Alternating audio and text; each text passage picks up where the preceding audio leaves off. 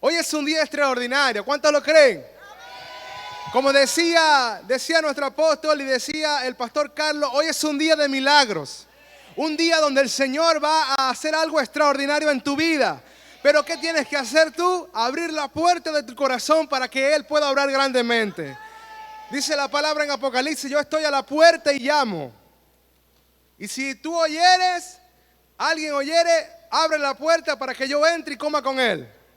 Así usted tiene que hacer también. El Señor está tocando la puerta. Él quiere hacer algo nuevo en tu vida, pero necesitamos abrir la puerta de nuestra casa. Amén. Y dígale que está a su lado, tienes cara de millonario y no lo sabes. Eso lo decía mucho a mi papá. Porque hay gente que Dios le ha dado cosas. Usted no sabe.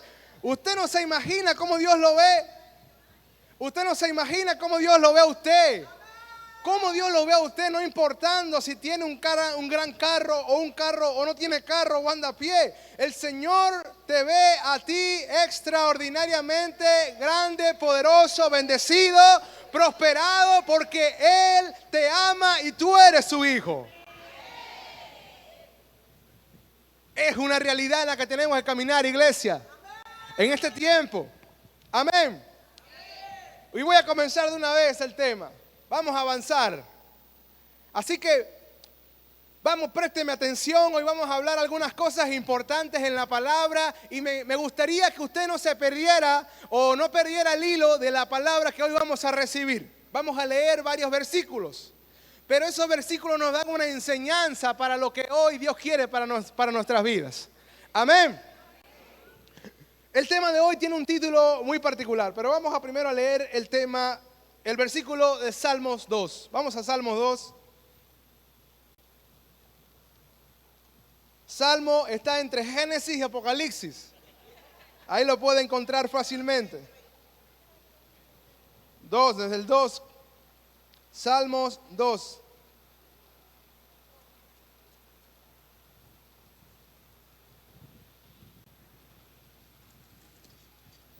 Cuando usted lo tenga allí, con voz de trompeta y fuerte, alegre, convencido de que esta palabra hoy va a llegar a su vida y va a ser encarnada en su corazón, diga amén.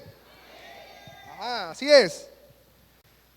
Dice Salmos 2, ahí lo tienen en pantalla. Los que tienen Biblia pueden seguirme. Yo lo voy a leer acá y dice así: el reino del ungido de Jehová.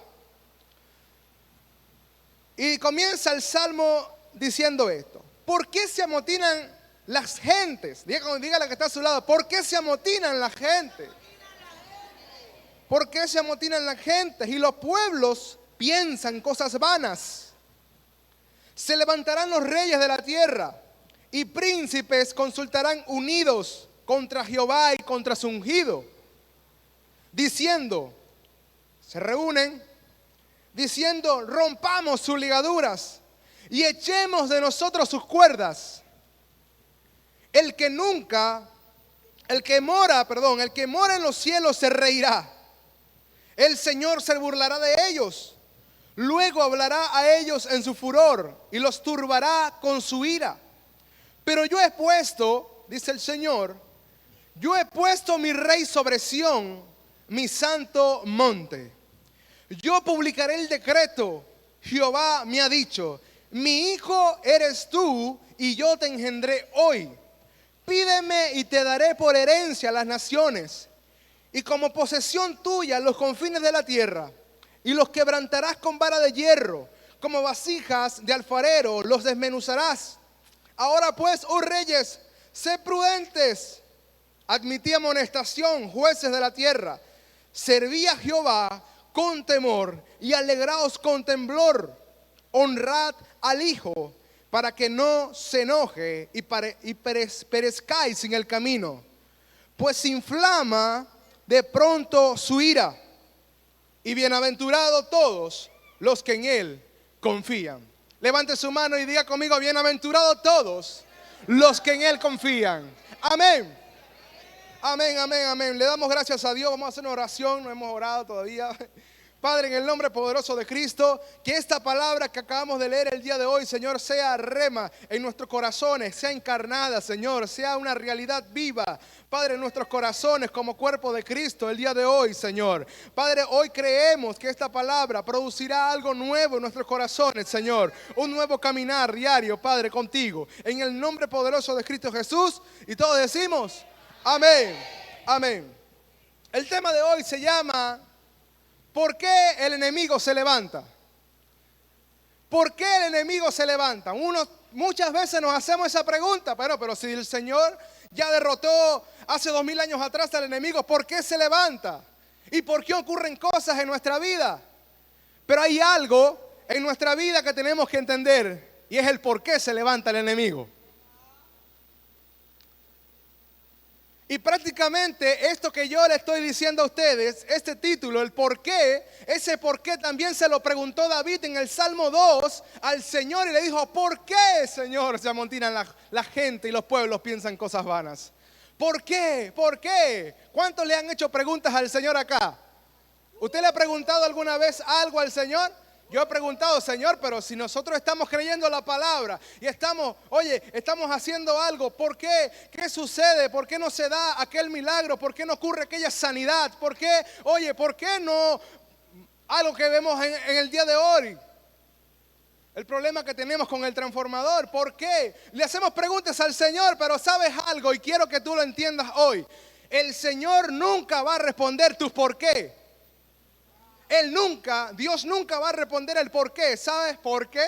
Y valga la redundancia, porque nuestra mente como seres humanos es finita y no vamos a entender lo grande y extraordinario que Él puede hacer en nuestras vidas. ¿Me está entendiendo el día de hoy por qué el Señor no responde las preguntas que le hacemos? Porque tal vez si Él te respondiera, tu cabeza explotara por muchos lados y dijeras: wow, Señor, pero ya va, ¿cómo es esto posible? Porque la mente es finita. Y el Señor no responde nuestras preguntas como lo hizo David. ¿Por qué? ¿Por qué? Y muchos le hemos hecho preguntas al Señor. Y hoy la pregunta es: ¿por qué el enemigo se levanta, pastor? Porque hay un momento de victoria y estoy feliz. ¡Wow! Me está yendo bien. La finanza está entrando, pastor. La finanza está entrando. La gente está creyendo. Y de repente ocurre algo que en tu vida que te quita la paz. De repente hay algo y tú dices: el enemigo se levantó en mi vida. Estaba bien, de repente, oye, el dinero estaba entrando. Dios me estaba bendiciendo financieramente, pero se me enferma el hijo. Pero llega el momento y todo está marchando bien. Y wow, vamos en la victoria y tenemos los aires, pero se quema un transformador. ¿Me está entendiendo? Y cuando uno empieza a preguntar el por qué al Señor, uno empieza a indagar y decir: ya va, ¿qué está pasando? ¿Será que estoy en pecado? Y no. Pero hoy vamos a entender por qué el enemigo se levanta. ¿Cuál es la estrategia de Satanás para levantarse? ¿Cuál es la estrategia de él? ¿Me está aquí prestando atención? Amén, no se vaya a perder, no se vaya a perder. Entonces, David le pregunta a Dios, el rey David le pregunta, todos los salmos que usted puede ver en el libro de Salmos, todos esos salmos son canciones poéticas. Y las escribió David y otros como Asaf. Las escribieron ¿para qué? Como algo por la cual ellos estaban pasando, escribían un salmo. Un ejemplo, el Salmo 3 fue escrito porque cuando David huía de su hijo Absalón porque lo quería matar para quedarse con el reino, él escribe el Salmo 3. Y los demás salmos los escribe porque estaba pasando una situación. El Salmo 23. ¿Usted cree que él que escribió eso en el palacio? No, él escribió eso en una cueva. Él escribió eso cuando estaba perseguido, cuando lo querían matar, cuando venía el pueblo, cuando venía el ejército. Lo escribía. Y el Salmo 2 es un ejemplo de eso. ¿Pero por qué lo escribe? Lo escribe por algo que sucede en el 2 de Samuel número 5. Vamos a leer el 2 de Samuel número 5. todo lo que vivió David en los libros de Primera de Samuel, Segunda de Samuel y Reyes, todas esas historias, lo que aconteció, él lo hizo en un salmo en el libro de Salmos. ¿Y por qué escribe David o le hace esta pregunta o escribe este salmo en el Salmo 2? ¿Por qué lo escribe? En Segunda de Samuel 5, vea lo que dice. Primero vemos Segunda de Samuel 5, donde dice, Segunda de Samuel 5, donde dice, el versículo 1 dice, y vinieron todas las tribus de Israel a David en Hebrón y hablaron diciendo, henos aquí, hueso tuyo y carne tuya somos. Y aún antes de ahora, cuando Saúl reinaba sobre nosotros, eras tú quien sacabas a Israel a la guerra y lo volvías a traer. Además, Jehová te ha dicho, tú apacentarás a mi pueblo Israel y tú serás mi príncipe sobre Israel. Vinieron pues todos los ancianos de Israel al rey en Hebrón, y el rey David hizo pacto con ellos en Hebrón delante de Jehová, y ungieron a David por rey sobre Israel. ¿Qué hicieron con David? Lo ungieron rey sobre Israel. Era David de 30 años cuando comenzó a reinar, y reinó 40 años. En Hebrón reinó sobre Judá 7 años y 6 meses, y en Jerusalén reinó 33 años. Vamos al contexto. David aquí en este versículo nos está hablando de que él es nombrado rey, porque David, mató al gigante, pero no es que fue que lo nombraron de una vez como rey, sino que David pasó ciertas cosas y tuvo que ganar la confianza del pueblo para que lo pusieran rey. Él reinaba sobre Judá, pero no sobre Israel. Era como decir, como que si fuera el rey de Venezuela, pero solamente reinaba en Bolívar. Pero llegó un momento donde los otros estados, las otras provincias, las otras tribus lo reconocieron como rey y dijo, Dios te ha puesto como rey de Israel. Y lo nombran rey de Israel. ¿Estamos bien? ¿Claro a este momento? Pero ocurre algo más adelante. En 2 de Samuel 5, ocurre algo más adelante en el capítulo 17. Y dice, David derrota a los filisteos. Oyendo los filisteos, 2 de Samuel 5, 17, dice, oyendo los filisteos que David había sido ungido por un rey por rey sobre Israel, oyendo los filisteos, subieron todos los filisteos a buscar a David. Y cuando David lo oyó, descendió a la fortaleza. Y vinieron los filisteos y se extendieron por el valle de Refaín.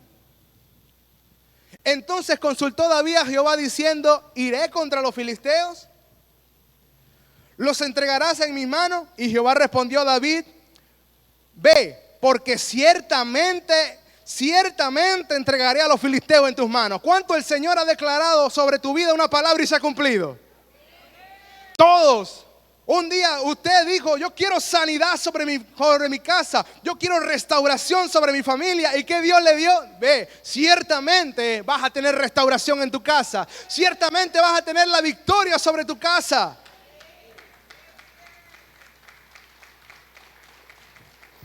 Pero ahí no termina la historia. El Señor le dice a David, David es nombrado como rey. David es nombrado como rey. Siendo rey de Israel, llegan los filisteos y dicen, hay un nuevo rey en Israel, vamos a pelear contra él.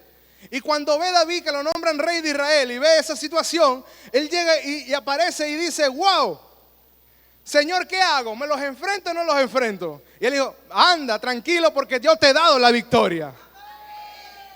Pero ahí no termina la historia y lo seguimos leyendo. Dice, ve, porque ciertamente entregaré a los filisteos en tus manos. Y vino David a Baal Perasim. A Baal Perasim. ¿Cuántos Pérez hay aquí? Perasim es un apellido en español. ¿Cuántos Pérez hay aquí? Ahí está, bueno, mi suegra y mi esposa son Pérez. Estudiando este tema me di cuenta que Pérez significa rompimiento. Y vino David a Baal Perasim, lugar donde hay rompimiento. Y allí los venció David. ¿Qué dice? Y allí los venció David y dijo, quebrantó Jehová a mis enemigos delante de mí. como corriente impetuosa. Por eso llamo el nombre de aquel lugar Baal Perasim. Hubo rompimiento. David ganó la victoria. Los filisteos no tenían vida contra él. Y dice el versículo 21 de ese texto que estamos leyendo, dice, y dejaron allí sus ídolos, y David y sus hombres los quemaron. Pero vea lo que dice el 22. Y los filisteos volvieron a venir y se extendieron en el valle de Refaim. Pastor, mi hijo estaba rebelde. Ya no está rebelde, pastor. Está bien en la iglesia, está orando, está yendo discipulado. Pastor, yo no sé qué pasó, pero mi hijo volvió otra vez a caer en la rebeldía. El Señor le habló a David. Le habló a David y le dijo, mira, tranquilo, ve y pelea, yo te voy a dar la victoria. Pero ¿sabes qué? Dice que derrotó a los filisteos y no quedó y quemó todos los ídolos. Y venció a David y se volvió el gran victorioso. Pero dice, y volvieron los filisteos y se extendieron en Refaim. Oye, pero David estaba diciendo, ya va, pero yo los había derrotado. Pero ya yo había pasado ese proceso, pero ya yo había tenido la victoria. ¿Qué pasó, Señor? Y ahí es cuando le pregunta en Salmo 2 al Señor, le dice, Señor, ¿por qué? ¿Por qué se amotinan la gente y los pueblos piensan cosas vanas? Ahora está entendiendo el contexto. Está entendiendo el contexto.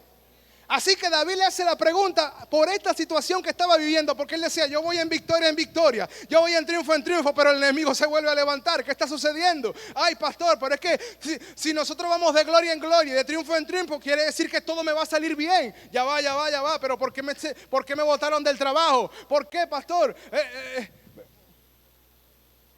No me gusta tomar a nadie de ejemplo, pero ahí está el pastor Luis, bien en su negocio tal y lo demás. Y después, pastor, no hay contrato. ¿Qué hago ahora? Y todo bien, ¿verdad, pastor? El pastor bien, todo excelente, wow, en el trabajo, marchándola con la empresa. Pero de repente ya va, ¿qué pasó? No está el contrato. Y mientras estoy buscando de Dios, tengo la victoria. Ya Dios me dio el carro, pero no hay contrato. Así sucede en nuestra vida. Oye, ya va, pero Señor, pero tú me diste el trabajo, ya me sacaste de la pobreza, pero todavía quiere que siga peleando. Y es cuando David le pregunta al Señor, ¿por qué se amotinan los pueblos y la gente? Perdón, se amotinan las gentes y los pueblos piensan cosas vanas.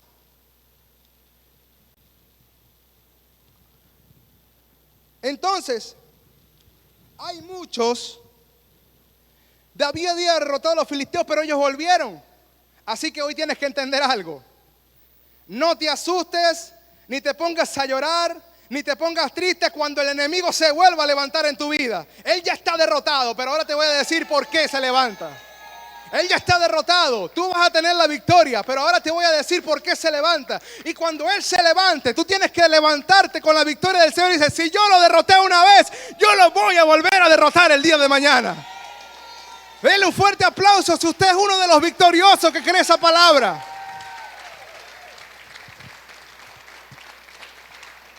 ¿Y sabes por qué el Señor te viene y se levanta de nuevo? Cuando ya tú le derrotaste, le caíste a palazo, lo volviste a destruir, ya pastor, mira, ya Dios restauró mi matrimonio, ya pasé el proceso, ya Dios me restauró, ya mis hijos están congregándose, ya todo bien, pero ya va, pastor, ahora el hijo se me puso rebelde, ahora la mamá se me puso rebelde, ahora se me muere el perro. Pastor, ¿pero qué está sucediendo? ¿Sabe por qué el enemigo se levanta? Porque el enemigo no es sabio, es terco. Si fuera sabio, Él te va a dejar solo en el camino, pero Él es terco, Él es persistente, porque Él solamente quiere una cosa y es romper las ligaduras en tu vida. ¿Qué dice Salmo? Vamos a Salmo 2 otra vez. ¿Me está entendiendo el mensaje ahora? ¿Por qué se levanta el enemigo? Salmo 2, desde el 1. Dice, ¿por qué se amotina la gente y los pueblos piensan cosas vanas? Siguiente, se levantarán los reyes de la tierra y príncipes consultarán unidos contra Jehová y contra su ungido, diciendo, rompamos sus ligaduras y echemos de nosotros sus cuerdas. O sea, ¿sabes cuál? Primera cosa que el enemigo va a hacer. Una de las cosas que el enemigo va a hacer en tu vida, ¿cuál es la estrategia? Es romper la ligadura. Y ahorita vamos a ver, entender esa parte. Dice, Vamos a leer el texto, el que está anterior a ese, para explicarles algo y vamos a ir entendiendo. Dice, y se levantarán los reyes de la tierra y príncipes consultarán unidos contra Jehová y contra su ungido. Pero en la versión original de la escritura de la Biblia no dice ungidos, sino en plural, ungidos. Habla en forma plural, no está hablando de una sola persona, está hablando de su iglesia. Amén. Seguimos. Y dice, rompamos sus ligaduras y echemos de nosotros sus cuerdas. Vamos a ir a Hechos 12 para entender esto. Hechos 12:6. Hechos 12:6, ve lo que dice. Y vamos a leer esta historia. Pedro es librado de la cárcel. Vamos a leer esta gran historia, esta bonita historia. Dice, y cuando Herodes le iba a sacar, aquella misma noche estaba Pedro durmiendo entre dos soldados, sujetos con dos cadenas, y los guardas delante de la puerta custodiaban la cárcel. Y he aquí que se presentó un ángel del Señor y una luz resplandeció en la cárcel. Y tocando a Pedro en el costado le despertó diciendo, levántate pronto. Y las cadenas se le cayeron de las manos. Pero vamos a prestarle atención al que leímos antes. Dice, y cuando Herodes le iba a sacar, aquella misma noche estaba Pedro durmiendo entre dos soldados, sujetos con dos cadenas. ¿Sabe cómo antes se encarcelaba a la gente o amarraban al esclavo? No lo amarraban a una pared con un grillete, lo agarraban, le colocaban el grillete y el soldado se tenía que amarrar el otro costado o el otro pedazo a su pierna o a su brazo y tenía que dormir con el hombre amarrado al lado de él. ¿Me está entendiendo? Esa era la manera de llevarse al preso o al esclavo antes.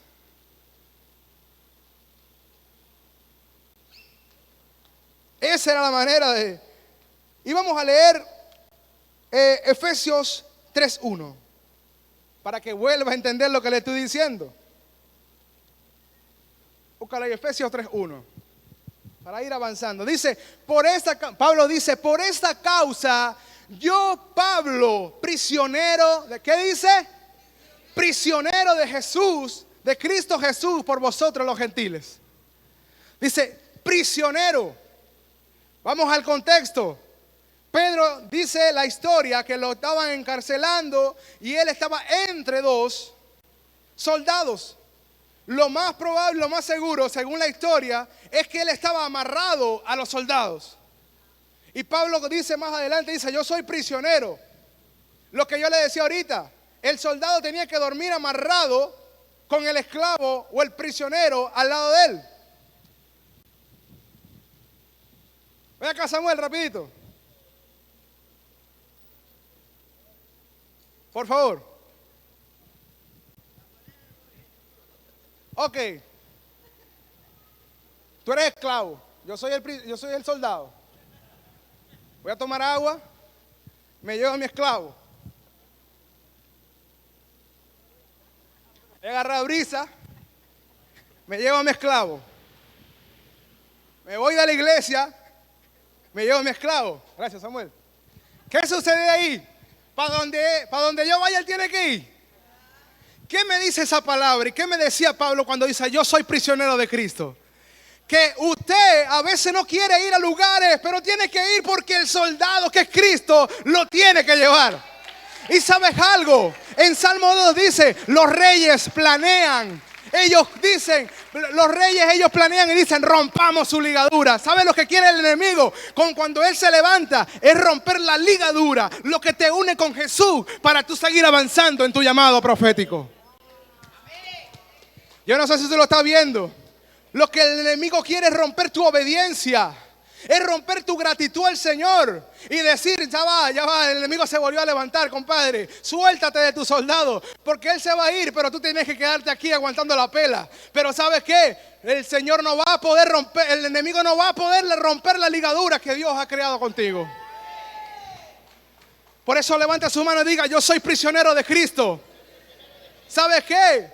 Cuando uno es prisionero de Cristo, el soldado dice, bueno, De repente José dice, ay, hay que ir a la oración de madrugada, pero el soldado te dice, tienes que venir conmigo. Tienes que venir conmigo. Ay, hay que predicar la palabra, hay que ir a dar discipulado. Pero el soldado, tú no quieres ir, hermano, el esclavo está cansado. Pero llega Cristo y te dice, yo soy el soldado, tú tienes que venir conmigo. Por eso cuando Cristo está contigo pegado, tú vas a donde Él va, no a donde tú quieres ir. Por eso es que somos prisioneros. Y Pablo decía, tal vez yo no quiero predicar, aguantando palos, naufragando y esto y lo otro, pero soy prisionero de Cristo. Por ustedes los gentiles. ¿Pero qué quiere el enemigo? Romper esa cuerda, esa ligadura, eso que te mantiene unido al Señor, a tu obediencia. En 2 de Timoteo 1, Pablo dice, soy preso suyo.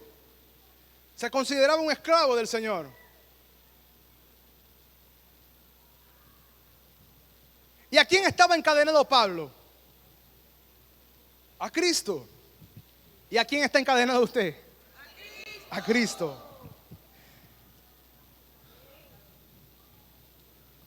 Pablo no quería ir a los gentiles porque lo iban a rechazar, iban a hablar mal de él, se tenían que ganar los problemas de la gente. Imagínese usted, uno predicando la palabra y aparte de los problemas que tenemos nosotros, tenemos que atender situaciones o problemas de otros. Pero el Señor tiene y te dice, te da la sabiduría para que tú vayas y sanes esas heridas que otro necesita sanar. Pablo no quería ir a los gentiles, pero era Cristo y él iba por amor a Cristo y a Jesús. Entonces, ¿cuál es la estrategia del enemigo? Rompamos sus cadenas para que no sigan a Cristo.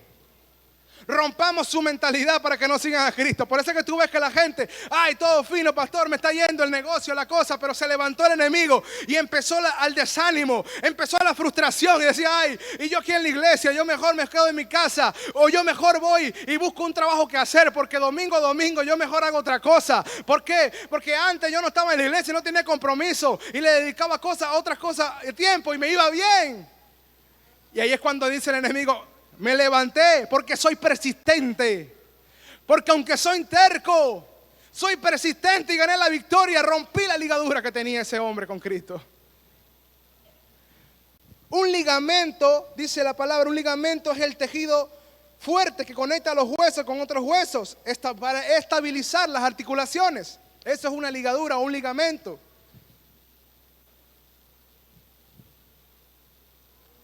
Por eso dice Salmo 2 otra vez, donde estábamos allí en la parte de rompamos sus cadenas.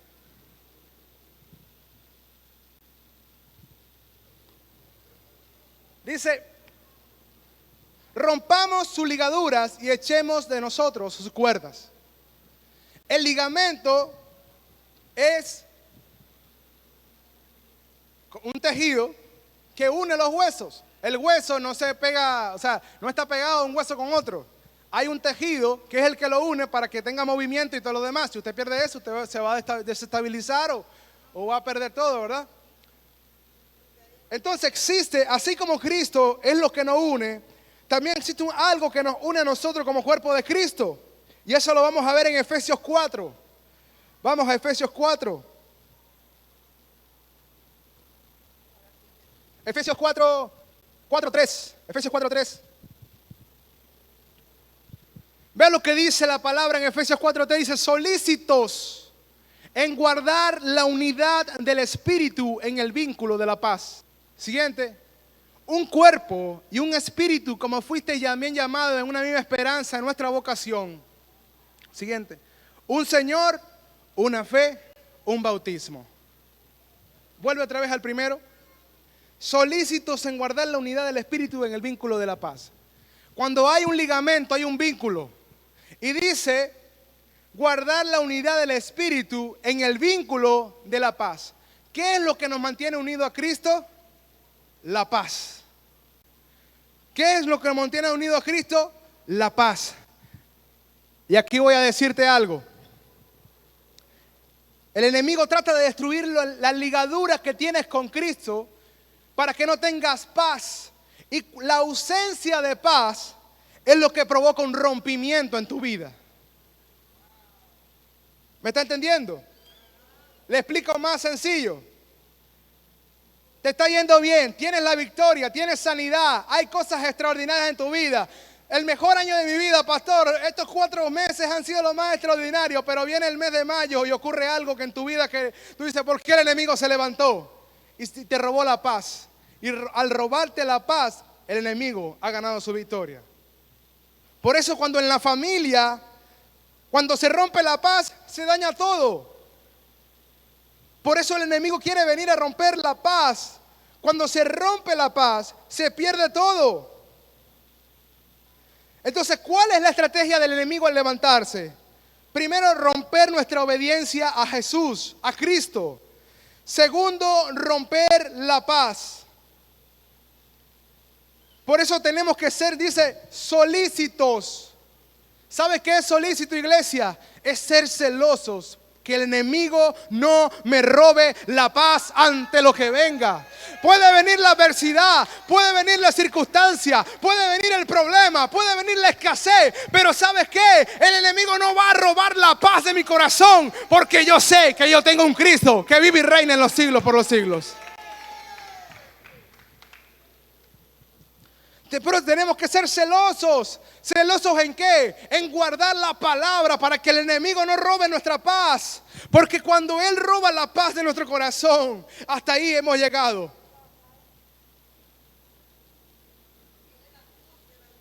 Viene la angustia, la ansiedad, el afán y tenemos esa pelea con la carne todos los días. Por eso no permitas que el enemigo rompa tu paz. Cuando algo suceda en tu vida, no permitas que el enemigo rompa tu paz. Dígale que está a su lado, no permitas. Dígale serio, así convencido, como si usted está predicando conmigo. Dígale, no permitas que el enemigo rompe tu paz.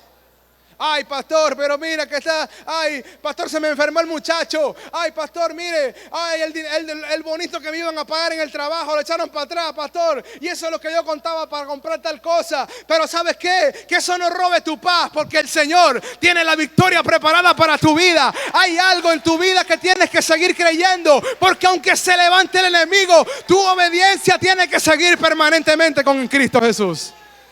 Denle un fuerte aplauso al Señor.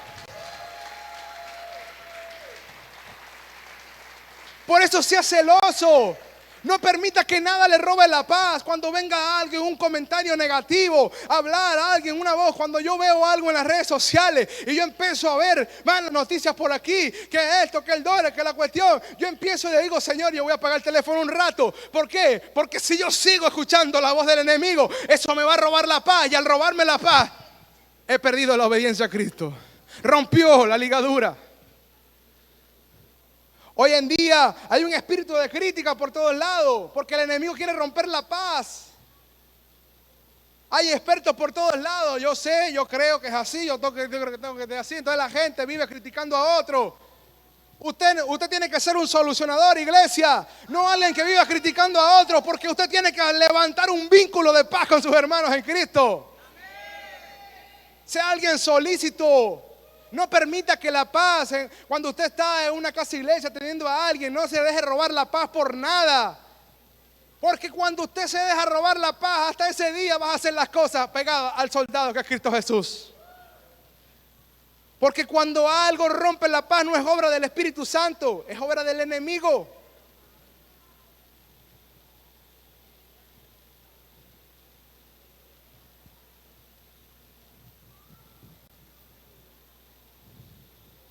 Muchas veces, y lo coloco como ejemplo, muchas veces Dios, tenemos que ser celosos en guardar. Hay gente que se resguarda en la pared, Dios me habló y tal cosa, y tú quedas ministrado. Pero si te robó la paz, no es una palabra que viene de Dios. Hace unos años atrás estábamos en un congreso de jóvenes, ministran a una muchacha, un pastor de afuera, y la muchacha le dijo, mira, brujería, te cayó encima, hay gente que te está haciendo mal, la chama no durmió 3 días. No venía de parte de Dios esa palabra, porque algo que robe la paz no va a romper el vínculo que tú tienes con Cristo Jesús.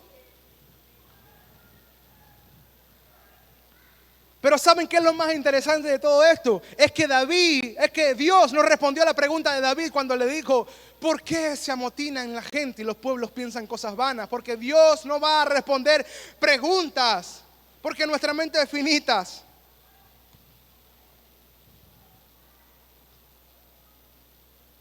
Vamos a Salmo 2 otra vez.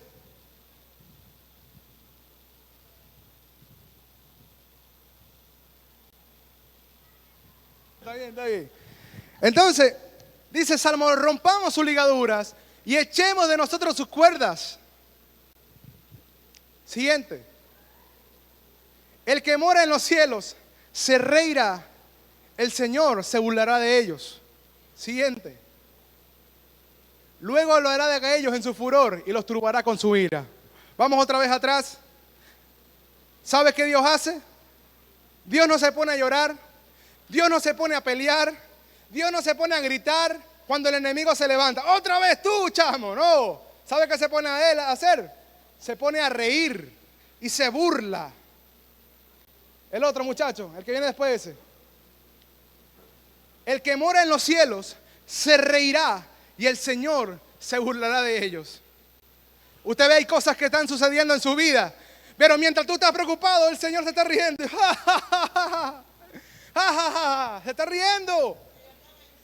Porque Él sabe que Él ya tiene la victoria nuevamente, y aunque el enemigo es terco, no va a tener lugar para poder vencer lo que Él ha hecho. ¿Me está entendiendo, iglesia? Multiplicando la maldad, que aquello, el Señor se está riendo y diciendo, tranquilo, tranquilo, que yo tengo la victoria. No, que el enemigo tiene tomadas las redes sociales y tiene las comunicaciones. No, el Señor se está burlando y se está riendo y está diciendo, yo estoy contento. Entonces aprenda eso. ¿Y por qué está contento? Porque hay plenitud de gozo. En Salmo 2.5 dice esto, lo siguiente. Luego hablará a ellos en su furor y los turbará con su ira. Turbar significa confundir. Cuando Dios viene a tu vida, cuando Dios viene y veo el enemigo levantándose en tu vida, ¿sabes qué Él hace? Él llega y se levanta y confunde al enemigo para que no tenga la victoria sobre ti. ¿Cuál debe ser mi confianza? ¿Cuál debe ser mi posición en este momento? Buscar a Jesús. Estar apegado a Él para ver la victoria. Amén. Otra cosa que dice Salmos.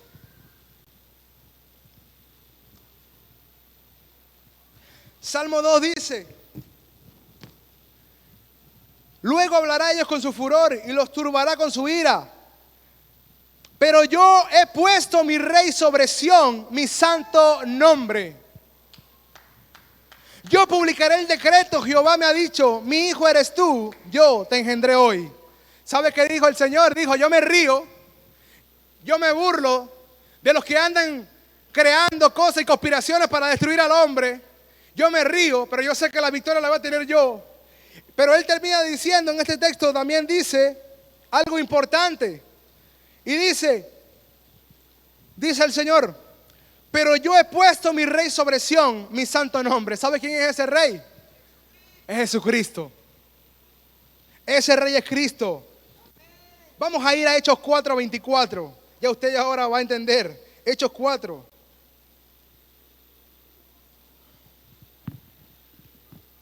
Vean lo que dice Hechos 4. Dice así. Y puesto en libertad vinieron a los suyos y contaron todo lo que los principales sacerdotes y los ancianos les habían dicho. Y ellos diciéndolo oído alzaron unánime la voz a Dios y dijeron, soberano Señor. Esos eran los apóstoles. Soberano Señor, tú eres el Dios que hiciste el cielo y la tierra, el mar y todo lo que hay en ellos hay. Que por boca de David, tu siervo, dijiste, ¿por qué se amotinan las gentes y los pueblos piensan cosas vanas? Se reunieron los reyes de la tierra y los príncipes se juntaron en uno contra el Señor y contra su Cristo. David lo escribió en Salmo y nunca había visto a Cristo. Solamente dijo, colocaré un reino sobre Sión, un rey sobre Sión, en aquel monte, ¿verdad? Pero los apóstoles lo reconocieron y dijeron, ese es Cristo. Y dijeron, se reunieron los reyes en la tierra y los príncipes se juntaron en uno contra el Señor y contra su Cristo. Porque cuando el enemigo se levanta, ¿sabes con quién se está levantando? Se está levantando es contra el rey que está en el trono de los cielos, que está sobre tu vida para ganar la victoria. Él no se está levantando contra un ser humano, contra una persona. Él se está levantando contra el mismo Cristo que está en los cielos reinando en lugares celestiales. ¿Me está entendiendo?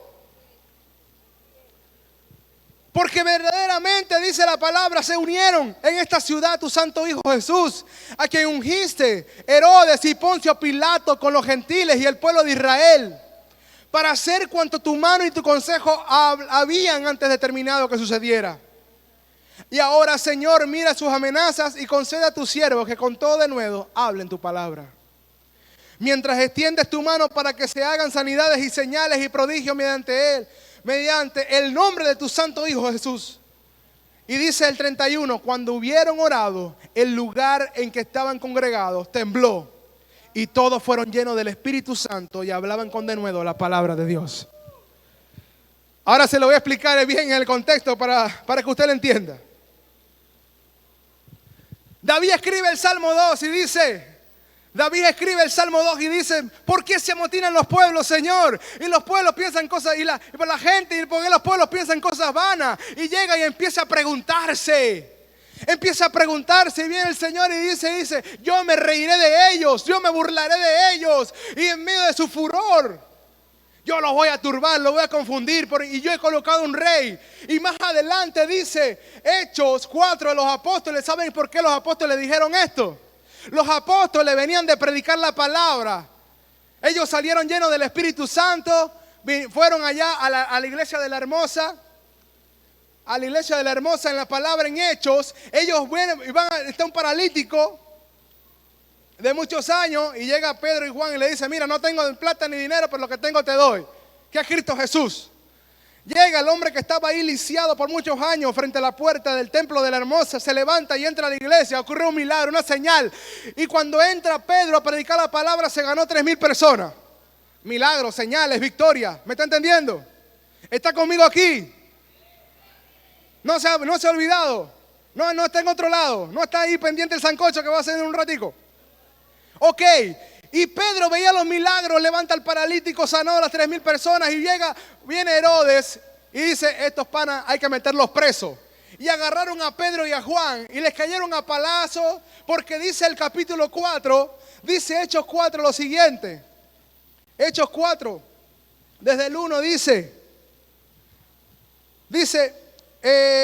y hablando ellos al pueblo vinieron sobre ellos los sacerdotes con los jefes de la guardia en el templo, los saduceos, resentidos de que enseñasen al pueblo y anunciasen a Jesús la resurrección de entre los muertos. Y le echaron mano. Echaron mano no es que lo metieron preso. Echaron mano fue que dijeron, Pedro y Juancito, venga aquí. Y le metieron un palazo por la cabeza. Los arrodillaron. Los amordazaron. ¿Me está entendiendo, iglesia? Y llega Pedro y reciben esa paliza, los meten en la cárcel, ok, pero después llega y bueno, como ya cumplieron su condena, sácalo. ¿Y para dónde se fueron ellos? Le dijeron, no vayan a predicar más la palabra. Hermano, vinieron haciendo milagros, señales y prodigios, los meten en la cárcel a fuerza de palo. ¿Me está entendiendo? La historia, no se pierda la historia porque es importante, por favor.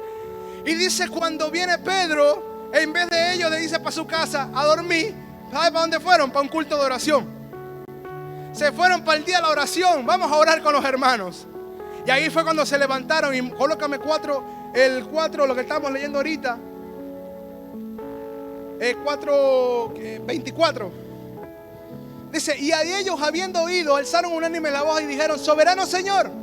Se fueron para el servicio de oración. Después de estar preso y metido ahí en la cárcel, ahí llevando palo. Pedro y Juan se fueron a un servicio de oración. Dijeron, vamos a hoy orar. Y levantaron sus manos. Soberano Señor, Tú eres el Dios que hiciste el cielo y la tierra, en el mar y todo lo que en ellos hay. Y por boca de David dijiste, por boca de David, citaron Salmo 2, volvieron a hacer la pregunta: ¿por qué se amotinan la gente si los pueblos piensan cosas vanas? Y se reunieron los reyes de la tierra, y los príncipes se juntaron en uno contra el Señor y contra su Cristo. Citaron otra vez a David, le hicieron la pregunta al Señor: porque verdaderamente se unieron en esta ciudad contra tu santo Hijo Jesús, a quien ungiste Herodes y Poncio Pilato con los gentiles y el pueblo de Israel. Vea el contexto. Pedro y Juan le hacen la misma pregunta al Señor, levantaron sus manos: Señor, ¿por qué se amotinan los pueblos? ¿Por qué vienen y arremeten contra nosotros? ¿Por qué siguen nosotros llevando la palabra con júbilo, pero sigue viniendo la lucha, sigue viniendo la persecución? ¿Y sabe qué hizo el Señor? Luego que ellos hablaron esto, anda el 31. Lo único que el Señor nunca respondió, porque si le responde, no lo van a entender. ¿Qué fue lo que hizo? Dice: cuando hubieron orado, el lugar en que estaban congregados tembló, y todos fueron llenos del Espíritu Santo y hablaban con denuedo la palabra de Dios. ¿Lo entendió o no lo entendió? ¿Lo vio, iglesia? Levante la mano el que lo haya visto. El que haya visto lo que el Señor quiere hacer el día de hoy en tu vida y quiere darte a entender algo. Comenzamos diciendo que tú no le puedes hacer preguntas a Dios, porque Dios no va a contestarte el porqué de las cosas. Pero ¿sabes algo? Él va a hacer el milagro. Él va a hacer las señales, porque aunque tú veas la lucha, aunque tú veas al enemigo levantándose, aunque tú veas la enfermedad, tú tienes que decir: Señor, yo no voy a arrodillarme ante la enfermedad, yo sigo creyendo. Porque Pablo venía de una pelea con los sacerdotes, estaba preso, fueron al taller de oración, levantaron al culto de oración, levantaron sus manos, oraron, y al final el Señor dijo: ¿sabes qué? No te voy a contestar, sean llenos del Espíritu Santo. ¿Sabes qué? Ay, pastor, pero es que me está yendo mal en los negocios. Pastor, es que no se me está dando la finanza. Ay, pero el Señor no quiere que tú hagas preguntas. Solamente levanta tus manos, adora al Señor. ¿Por qué? Porque Él te va a sorprender con eso que tú le estás pidiendo. Él te va a sorprender. Él va a llegar y va a llenar y va a suplir. Va a traer restauración sobre tu casa.